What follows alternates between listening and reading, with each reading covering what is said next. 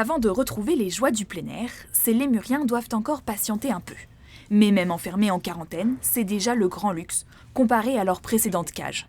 On est arrivé dans un endroit d'heure pestilentielle, insalubrité la plus totale, tout petit, des enclos tout petits, etc., des fauves qui baignaient dans leurs urines et leurs excréments. 2 tigres et une panthère obèses, 11 wallabies vivant sans herbe au milieu de cadavres, 19 primates mal nourris.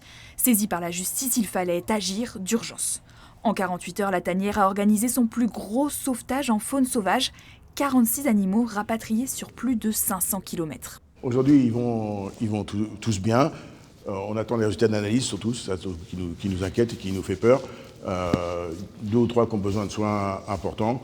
Voilà. On a dû aussi faire des modifications sur un bâtiment, c'est-à-dire installer une fosse septique spéciale pour récupérer tous les jus pendant le temps de la quarantaine, en catastrophe, une fosse de 3000 litres, inverser le système de chauffage pour qu'il fonctionne en circuit fermé. De 30 jours à 3 mois de quarantaine pour certains animaux sans identification, une mesure sanitaire et un moment de transition.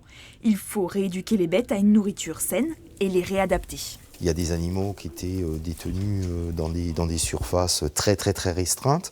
Donc lorsqu'on leur augmente les surfaces, c'est pareil. Il y en a certains qui peuvent se sentir un petit peu perdus. Tout ça, c'est le rôle du service des soigneurs de la quarantaine. Après, en règle générale, ça se fait très bien. Ça se fait, il n'y a pas trop de problème avec ça.